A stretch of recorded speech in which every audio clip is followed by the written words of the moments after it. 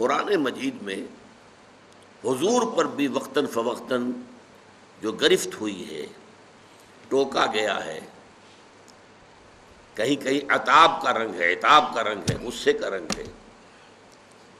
میں اب اس سے زیادہ کوئی ثقیل لفظ استعمال کر نہیں سکتا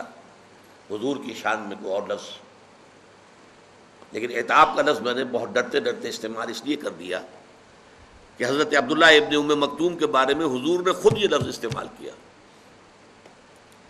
جن کے بارے میں وہ آیات نازل ہوئی تھی، عبس وتولی ان جاءہ الاعمی وما یدریک لعلہ یزکی او یذکر فتنفعہ الذکری اما من استغنی فانت لہ تصدی واما من جاءک یسعی وہو یخشی فانت عنہ تلہی کلا۔ ماتھے پر بل ڈال لیے، رخ پھیر لیا کہ ایک نابینا ان سے ملاقات کے لیے آیا۔ کیا معلوم تمہیں کہ وہ تذکر حاصل کرتا اور تزکیہ حاصل کر لیتا؟ تمہارا حال یہ ہے کہ جو لاپرواہی برتتے ہیں تو ان کے تو پیچھے پڑے ہوئے ہو۔ یہ کفار، یہ ان کے بڑے بڑے سردار، آپ جو ہے کوشش میں ہے کسی طرح ایمان لے آئے، حالانکہ وہ استغنا برت رہے، اور جو چل کر آیا ہے اور وہ چاہتا ہے تزکیہ حاصل کرنا، اس سے عدم توجہی ہو رہی ہے۔ کلا، ہرگز ایسا نہ کرو۔ یہ جو مختلف گرفتیں آئی ہیں قرآن مجید میں حضور پر، اب عتاب کا لفظ میں نے اس لیے استعمال کیا کہ اس کے بعد یہ آپ کا معمول ہو گیا کہ جب بھی کبھی عبداللہ ابن ام مکتوم تشریف لاتے تھے، حاضر ہوتے تھے حضور کی خدمت میں، تو آپ کہتے تھے مرحبا بالذی عاتبنی اللہ فیہ، اہلا وسہلا، مرحبا اس شخص کے لیے جس کے بارے میں اللہ نے مجھ پر عتاب فرمایا ہے۔ تو یہ لفظ عتاب حضور نے خود استعمال کیا ہے تو میں نے استعمال کرنے کی جرات کر لی، لیکن قرآن مجید میں بڑا بڑا سخت انداز ہے حضور کے لیے، بڑا سخت انداز۔ مثلاً سورہ بنی اسرائیل میں وَإِن كَانُوا لَيَفْتِنُونَكَ عَنِ الَّذِي أَوْحَيْنَا إِلَيْكَ لِتَفْتَرِيَ عَلَيْنَا غَيْرَهُ وَإِذًا لَاتَّخَذُوكَ خَلِيلًا۔ اے نبی، یہ مشرکین اور یہ کفار تلے ہوئے ہیں کہ جو چیز ہم نے آپ کی طرف وحی کی ہے اس سے آپ کو بچلا دیں، تاکہ آپ کوئی اور شے اپنی طرف سے گھڑ کر ہماری طرف منسوب کر دیں۔ نوٹ کر دیا آپ نے بات؟ اب آیا وَلَوْلَا أَن ثَبَّتْنَاكَ لَقَدْ كِدتَّ تَرْكَنُ إِلَيْهِمْ شَيْئًا قَلِيلًا۔ اگر ہم نے ہی آپ کے پاؤں کو جما نہ دیا ہوتا تو عین ممکن تھا کہ آپ ان کی طرف کچھ نہ کچھ جھک ہی جاتے، اور اگر ایسا ہو جاتا اِذًا لَأَذَقْنَاكَ ضِعْفَ الْحَيَاةِ وَضِعْفَ الْمَمَاتِ، تو اس شکل میں ہم آپ کو اے نبی دنیا میں بھی عذاب دگنا دیتے اور آخرت میں بھی دگنا عذاب دیتے۔ ثُمَّ لَا تَجِدُ لَكَ عَلَيْنَا نَصِيرًا، اور پھر آپ ہمارے مقابلے میں کسی کو اپنا مددگار نہ پاتے، کوئی آپ کو ہماری پکڑ سے، ہماری سزا سے بچا نہ سکتا۔ یہ بھی انداز جو ہے قرآن مجید کا، اور بہت سے مقامات ہیں، یہ تو میں نے چند جو ہے نمونہ مشترک از خروارے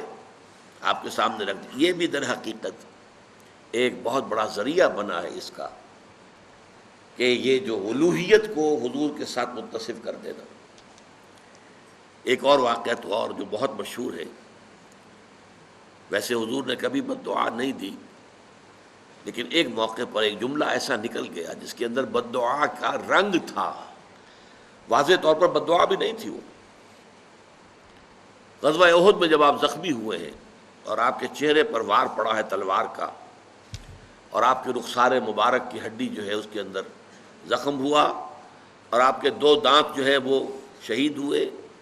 خود جو پہنا ہوا تھا اس کی 2 کڑیاں آپ کی اس ہڈی کے اندر، رخسار کی ہڈی کے اندر گھس گئیں۔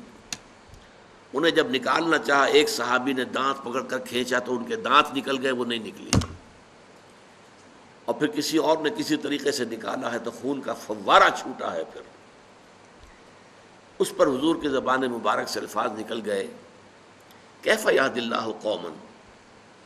خضبوا وجہ نبیہم بالدم،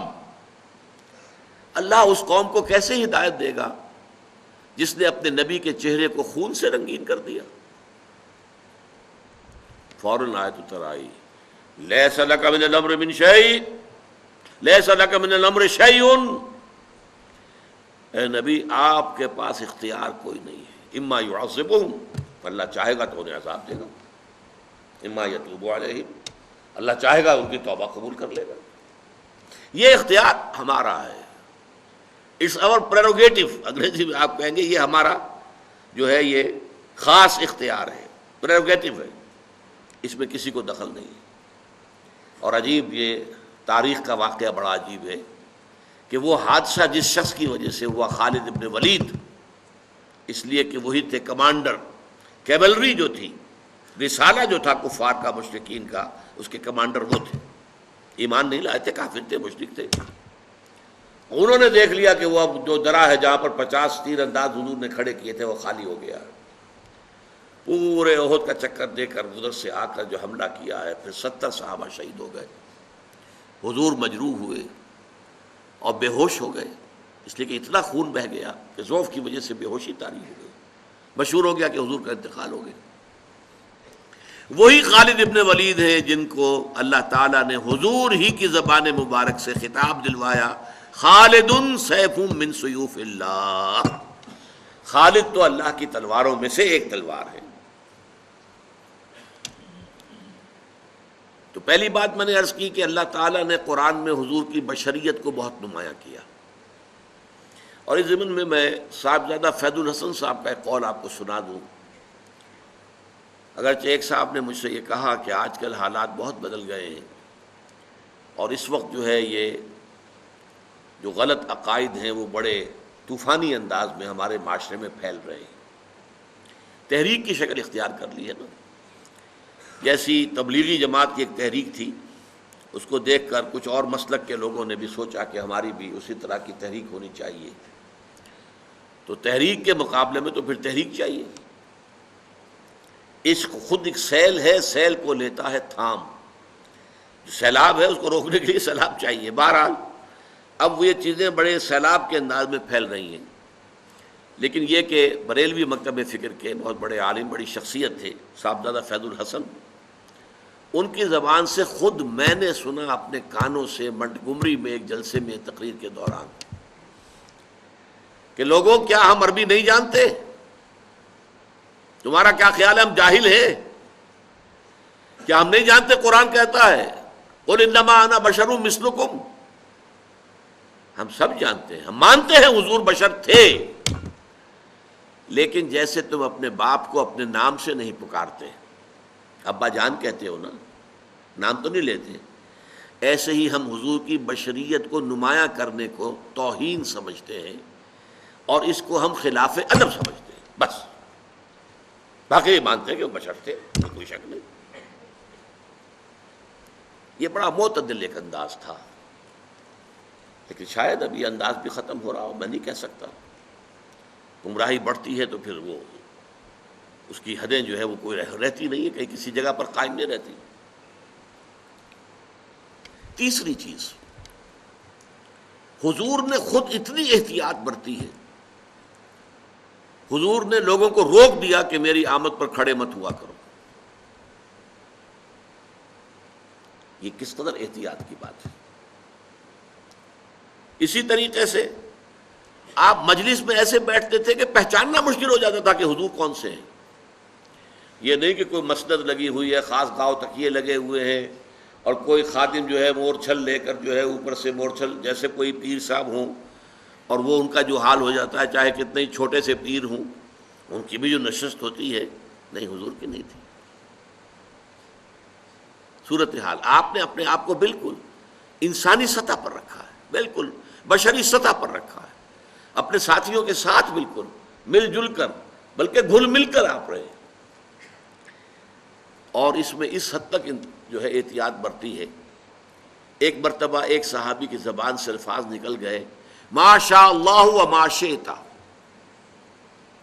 جو اللہ چاہے اور جو آپ چاہیں، فوراً ٹوک دیا، اجعلتنی للہ ندن، کیا تم نے مجھے اللہ کا مد مقابل بنا دیا ہے؟ یہ وہ ند ہے، وہ لفظ لا ضد لہ ولا ند لہ ولا مثل لہ ولا مثال لہ ولا مثیل لہ۔ آپ جمعوں کے خطبوں میں یہ سنتے ہوں گے تکرار کے ساتھ الفاظ ضد، مد مقابل ضد وہ ہے، مد مقابل جو سامنے آ کر چیلنج کر سکے آپ کو، وہ ضد ہے، ند۔ تو اجعلتنی للہ ندا، تم نے مجھے اللہ کا ند بنا دیا، مد مقابل بنا دیا۔ مشیت صرف اللہ کی ہے، وہ جو چاہتا ہے ہوتا ہے۔ میری مشیت، اگر میری مشیت سے کچھ ہو سکتا تو ابو طالب ایمان لائے بغیر دنیا سے کبھی نہ جاتے۔ کتنی محبت تھی حضور کو ابو اپنے چچا سے،